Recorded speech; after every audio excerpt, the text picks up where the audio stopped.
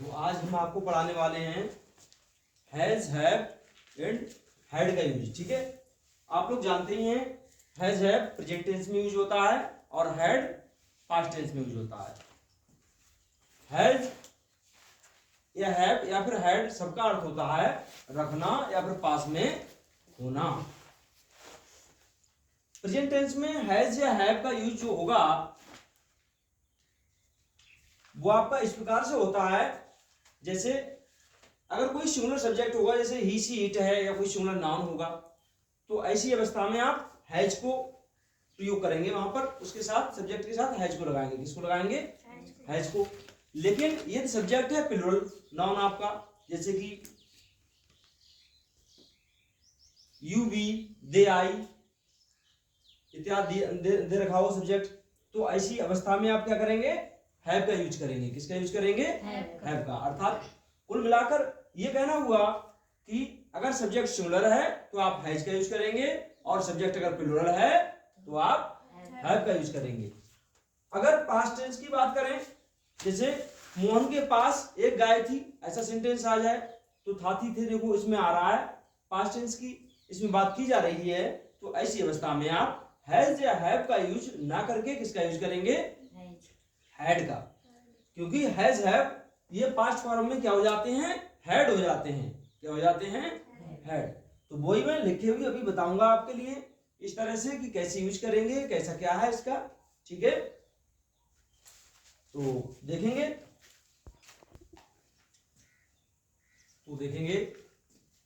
जैसा कि मैंने आपको बताया था, use of has, have and had. ठीक है, हैज, हैव और हैड का यूज जो हमने किया है वो इस प्रकार से किया है, अभी बताया ही था मैंने आपके लिए। तो नोट में हमने यहाँ पर इंडिकेशन दे दिया है आपको कि सामान्यतः हैज, हैव या फिर हैड का हिंदी में अर्थ क्या होता है? रखना या फिर पास में होना। ठीक है, ये होता है हिंदी में अर्थ।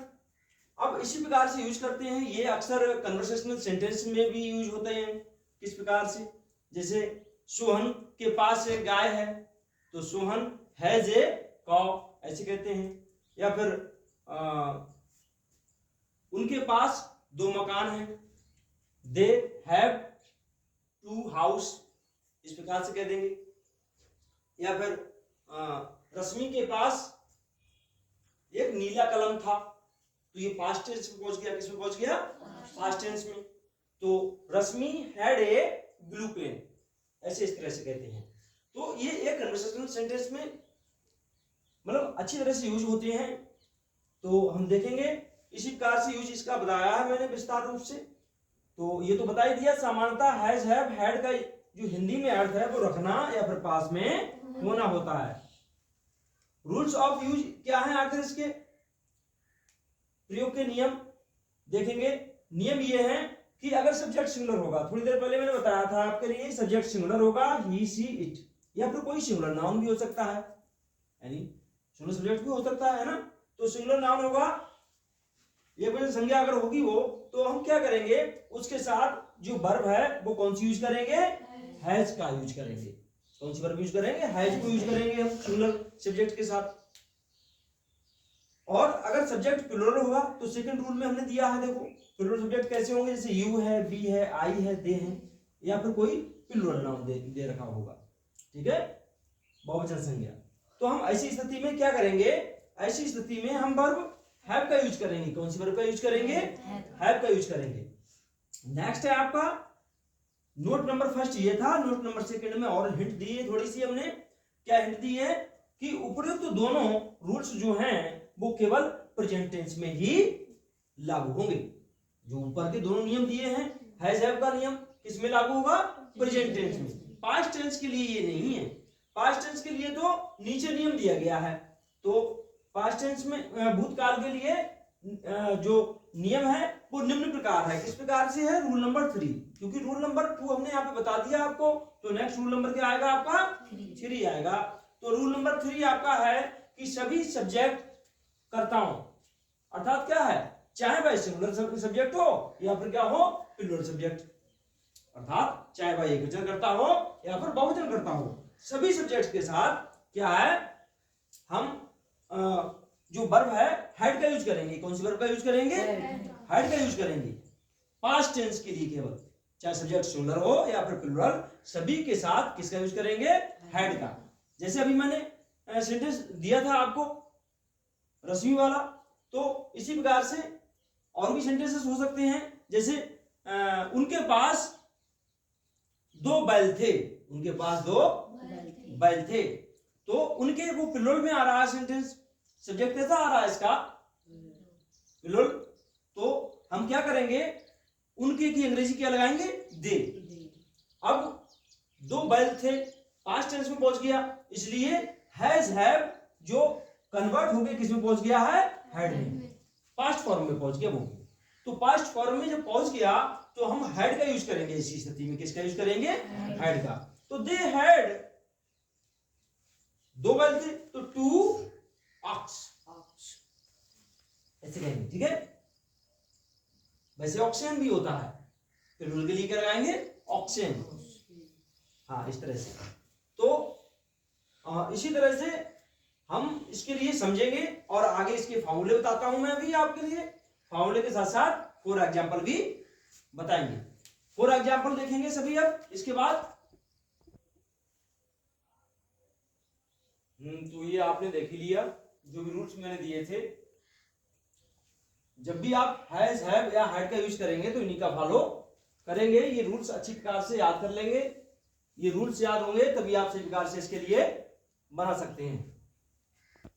तो एफिलिएटेड जो आपका एग्जाम्पल्स है वो यहाँ पर दिए गए हैं, और आपका जो फॉर्मूला है, सूत्र जिसे हिंदी में कह सकते हैं आप, तो वो इस प्रकार से है। सूत्र में सबसे पहले आपका सब्जेक्ट आएगा, उसके बाद हैज हैव या फिर हैड, ये सब आएंगे। उसके बाद ऑब्जेक्ट रखेंगे हम, उसके बाद अदर वर्ड रखेंगे आप। OW मीन्स क्या है? Other word. OBJ means object रखेंगे। प्लस में लास्ट में रख देंगे आप फुल स्टॉप। क्या रखेंगे? फुल स्टॉप रखेंगे लास्ट में। इस तरह से सेंटेंस को हम मतलब यूज में लेंगे। तो 4 एग्जाम्पल भी मैंने यहाँ पर दिए हैं। उदाहरण पहला एग्जाम्पल है आपका, सोहन के पास एक घर है। क्या एग्जाम्पल है? सोहन के पास एक घर है। तो सोहन किसी का नाम है, नेमिंग वर्ड है ये, इसलिए किसी का भी नाम लिखते हैं तो पहला लेटर कैसा लिखते हैं? कैपिटल लिखेंगे, इसलिए हमने एस को लिखा कैपिटल। उसके बाद में सोहन सिंगुलर नाउन है या प्लूरल है? सिंगुलर है, एक वचन करता है, इसलिए हम इसके साथ हैज का यूज करेंगे। किसका यूज करेंगे? हैज का। तो हमने हैज का यूज किया। उसके बाद एक के लिए आ लगा दिया हमने, या फिर ए भी कहते हैं कुछ लोग इसे। घर का इंग्लिश आप जानते ही होम होता है। तो कुल मिलाकर सोहन के पास एक घर है, इसकी जो इंग्लिश है वो इस प्रकार से है, सोहन हैज अ होम, या फिर सोहन हैज ए होम कह सकते हैं। नेक्स्ट सेंटेंस जो आपका है एग्जांपल नेक्स्ट, वो है उनके पास 4 ट्रैक्टर हैं। क्या एग्जांपल है? उनके पास 4 ट्रैक्टर हैं। तो उनके प्लूरल वर्ड आ गया ये, इसलिए दे लगा दिया हमने। क्या लगा दिया? दे लिखा है यहाँ पर इसके लिए। और जब दे आ गया तो ये प्लूरल मतलब कह सकते हैं सब्जेक्ट आ गया, तो इसके साथ हम किसका यूज करेंगे? हैव का। सेंटेंस प्रेजेंट में है इसलिए हैव का यूज किया हमने। दे हैव 4 ट्रैक्टर्स, उनके पास 4 ट्रैक्टर हैं। इस तरह से अब नेक्स्ट जो सेंटेंस है 3rd नंबर, वो आपका एफिलिएटेड है किससे? पास्ट टेंस से। किससे एफिलिएटेड है? पास्ट टेंस से एफिलिएटेड है। तो पास्ट टेंस इसमें देखने में भी देखो आपको लगेगा उसके पास 8 गेंदें थी, पास्ट में पहुंच गया। तो ऐसी स्थिति में अब यहाँ पर उसके की इंग्लिश क्या लगाएं, बात ये आती है।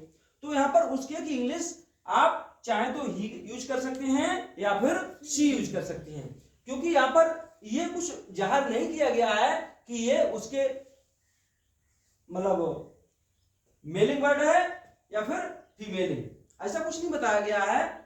फीमेल के लिए भी आ सकता है ये और मेल के लिए भी आ सकता है, क्योंकि उसके कुछ रिप्रेजेंट नहीं कर रहा है यहाँ पर, इसीलिए हमने ये मान लिया कि मेल के लिए आया है। किसके लिए आया है? मेल के लिए, पुरुष लिंग के लिए आया है।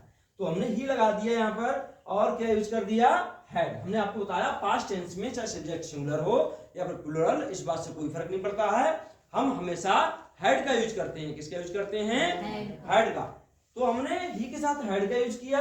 उसके बाद 8 लिखा हुआ है, तो 8 को आप जानते ही हैं इंग्लिश में 8 कहते हैं। क्या कहते हैं? 8। तो 8 का स्पेलिंग हो गया आपका। उसके बाद में क्या है? 8 गेंदें हैं, तो गेंद वॉल मीन्स गेंद होती है आपकी, तो वॉल्स मीन्स क्या हो जाएंगी? गेंदें। कुल मिलाकर इसकी जो इंग्लिश है वो इस प्रकार से है, ही हैड 8 वॉल्स। ठीक है, इस तरह से आप कहेंगे। और इसी प्रकार से अन्य सेंटेंसेस भी हो सकते हैं, जैसे उस कमरे में 2 बंदर हैं। उस कमरे में 2 बंदर हैं, तो दैट रूम हैज 2 monkeys, ऐसे कहेंगे। वैसे ऐसे जो सेंटेंस हैं वो देयर से भी बनते हैं, आपने देखा ही होगा। देयर का यूज भी मतलब देखा है आपने उस तरह से। लेकिन यहाँ पर हम किसका यूज करेंगे? हैज, हैव और हैड का यूज करेंगे। इसी प्रकार से आकाश में तारे हैं, तो द स्काई हैज स्टार्स, ऐसे कर सकते हैं सेंटेंस को। ठीक है, ऐसे इस तरह से सेंटेंस का हम जो यूजेस है वो करेंगे इसके अकॉर्डिंग। और मैंने रूल्स दिए हैं, इनके लिए सही प्रकार से आप लर्न करेंगे। ठीक है, और इस तरह से ही एक्सरसाइज बनाएंगे। अफेक्टिव एक्सरसाइज जो भी है आपकी, तो देखेंगे आगे। तो इसके अकॉर्डिंग ही आप एक्सरसाइज जो भी है अफेक्टिव वो बनाएंगे। ठीक है, और प्रैक्टिस करेंगे साथ में। अपने आस पड़ोस में जो भी सेंटेंसेस हैं उनका यूज करेंगे।